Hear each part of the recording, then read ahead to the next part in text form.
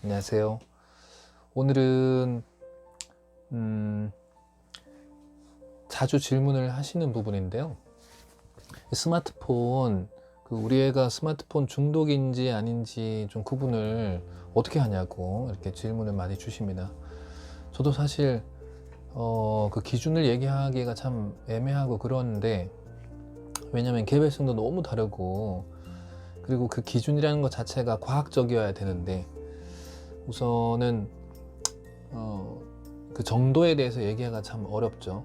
그래서 이제 기준을 좀 정확하게 좀 드리기 위해서 2017년도에 그 스마트폰 중독인지 아닌지 그런 기준점에 대해서 발표한 논문이 있습니다.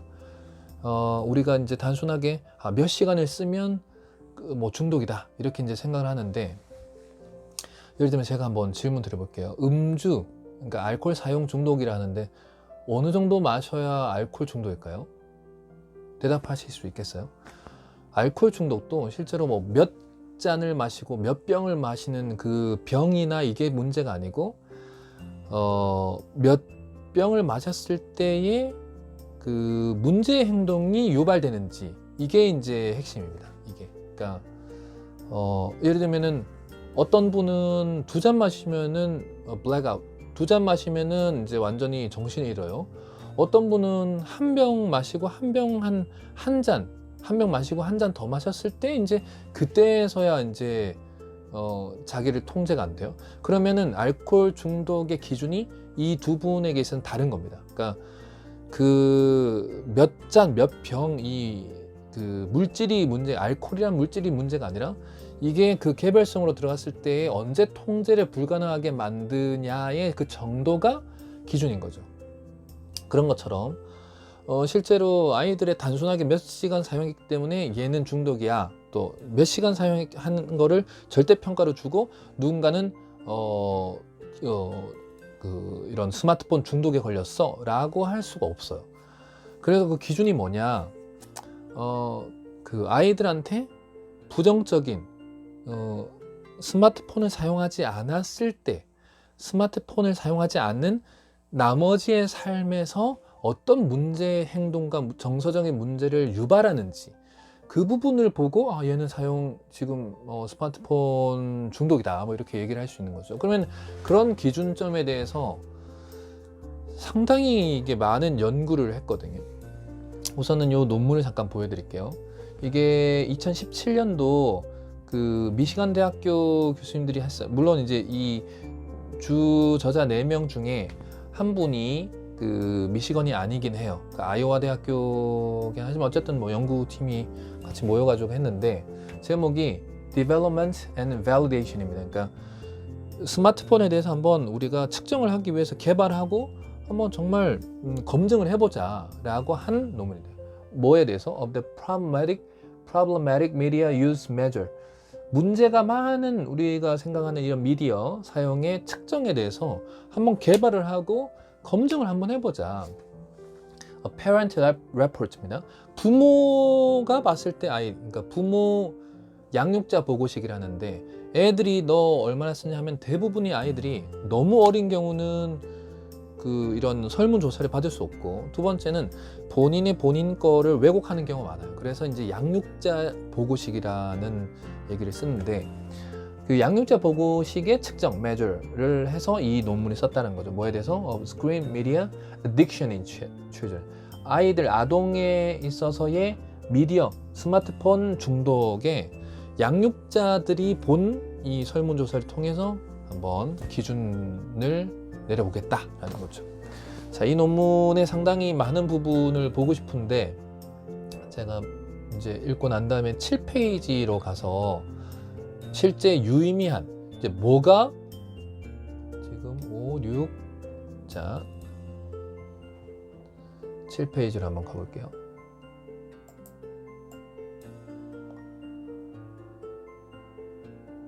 자, 여기 7페이지에 오면 잠깐 더 화면을 키워서 한번 볼게요.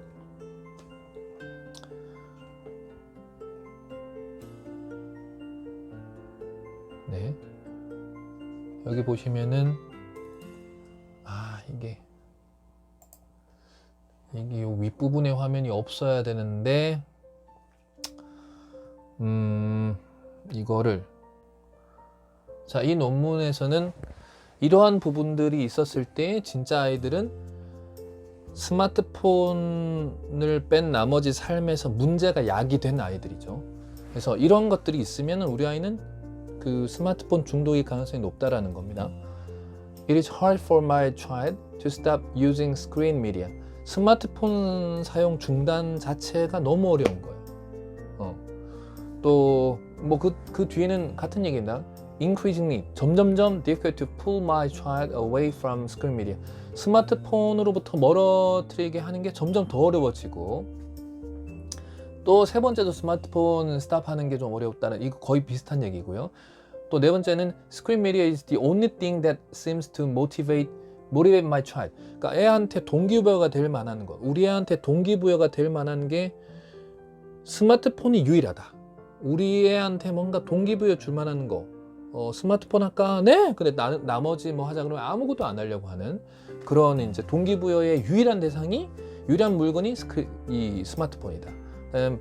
뭐 my child is always thinking about using screen media. 맨날 스마트폰 사용할 생각만 하고 있다던가. 또 my child 여기 57번에 보면 my child becomes frustrated. 좌절한다는 말거든요. 언제? When he or she cannot use screen media. 스마트폰 사용 못하게 했을 때, 스마트폰을 사용을 못하게 되는 상황일 때 좌절하는 모습이 있다. 이런 상황이나 아니면은 my child's screen media use interferes with family activities. 그러니까 스마트폰 사용 때문에 가족이 같이 뭔가 활동을 하는데 지장이 주고 방해를 준다. 이 정도는 이미 중독 상태인 거죠. 그래서 스크린 사용, 스마트폰 사용 못하게 했을 때 애가 화를 내거나 그리고 스마트폰만큼 아이가 즐길 수 있는 게 하나도 없다던가 이런 식으로 쭉 지금 이 항목들이 있죠. 이 항목들, 그 다음 항목을 보면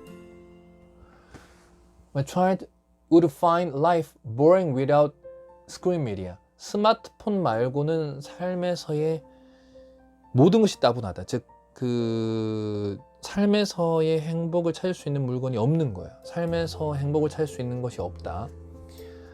The first thing my child asks to do when he or she comes home from school is to use screen media. 학교에서 돌아왔을 때에 유일하게 요구하는 게 엄마나 스마트폰 사용해도 돼요? 이런 말 하는 거. 이런 것들이 전부 스마트폰 중독에 해당되는 항목들입니다. 이런 것들을 제가 모아봤는데요. 총 9가지로 이렇게 모였어요. 9가지. 첫 번째는 통제가 불가능한 정도가 결국에는 아이한테 그 스마트폰 중독이다 라고 말할 수 있는 기준점이라는 거. 두 번째는 무관심입니다. 그러니까 이거는 아이에 대한 통제 실패, 아이에 대한 무관심인 거예요. 부모가 무관심한 게 아니라 아이가 동기부여를 받을 수 있거나 동기부여를 느낄 수 있는 것이 스마트폰 말고는 없는 거죠. 이런 상황. 세 번째는 집에 들어와서 온통 스마트폰만 생각하고 있거나. 네 번째는 사회적인 영향이라고 해서 가족 활동이라는 게 SQ, 소셜 커티언트라는 사회성 지능을 높여주는 활동을 해야 되는 게 부모와의 관계 속에서 먼저 형성되는데 이게 스마트폰 쓰느라고 가족 활동 자체를 안 되는 것. 그 다음에 다섯 번째는 스마트폰 사용으로 인해서 가족 문제의 원인이 되는 거죠. 스마트폰 사용 때문에 가족들이 싸움이 일어나거나 뭐 부모들이 서로 그런 거에 기준점 때문에 싸움이 되거나 또 아이 자체에 대해서도 스마트폰 사용하지 못하게 하면은 이제 뭐 울거나 뭐 화를 내거나 분노해서 문제가 생기거나 혹은 문을 뭐 두드리거나 하는 문제점이 생기는 거죠. 그다음에 이제 금단 증상, 아까 frustrated 이 단어를 봤었죠. 이제 좌절하는 거. 스마트폰 사용 못하게 하면은 애가 완전히 좌절하거나 힘 빠지거나 그런 모습들. 그다음에 이게 내성인데 우리가 약을 먹어도 오랫동안 먹으면 그 약의 정도가 안 들어서 더 많이 먹어야 되는 상황. 그 상황을 얘기하는데요. 점점 스마트폰 사용 기간이 이제 증가한다라는 모습. 그 다음에 아이가 스마트폰을 부모님이 분명히 사용하지 말라 했는데 몰래 쓰고 있는 모습. 9번째, 아이가 힘든 일 겪거나 좀 어려운 일 겪거나 그랬을 때 얘가 스마트폰 말고는 기분을 업 시켜줄 수 있는 것이 없을 때, 제가 쭉 항목들을 봤을 때 총 9가지로 이렇게 정리할 수 있었습니다. 이 9가지를 봤을 때 우리 아이가 과반수가 저래요 라고 하면은 스마트폰 중독 상태에 이제 들어가 있는 거죠. 이 기준들이 기본적으로 좀 명확하게 제시할 수 있는 기준이지 않을까라는 생각에 이제 알려드렸고, 그러면 스마트폰을 안 하게 할 수 있는, 스마트폰 중독에서 벗어날 수 있거나 안 빠지게 할 수 있는 핵심은 뭐냐? 사실은 저학년들이나 미취학 아동들은 오직 부모가 아이들하고 이제 시간을 같이 보내주는 것. 그러니까 스마트폰 잡아서 볼 수 있는 그 시간에 부모님이 손에 스마트폰을 쥐어주지 않고 함께 뭔가 활동을 할 수 있는, 이것이 제일 중요한 방법입니다. 나머지 방법이 없어요. 옛날같이 우리 어렸을 때는 이제 골목 문화라고 있어가지고 사실 골목에 나오면 다 친구도 있었죠. 근데 지금은 없죠.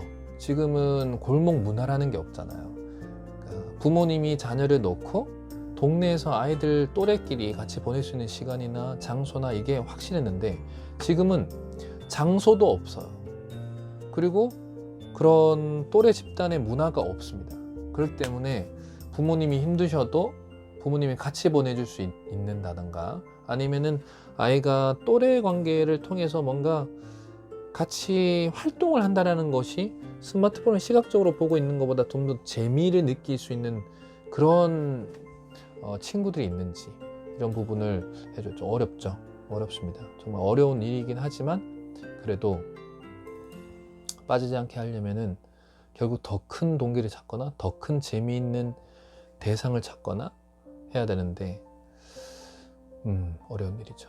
네. 정말 이 스마트폰이 나쁘냐 혹은 부정적이냐 라고만 말할 수는 없지만, 그래도 첫 번째, 시간적으로 너무 오랜 시간을 쓴다는 것 자체가 이미 부모로서 봤을 때 좀 힘들고, 두 번째는 제가 저거 말고는 더 이상 관심을 둘 만한 곳이 없다라는 게 이미 느낌으로 오죠. 그럴 때 이제 불안한 거고.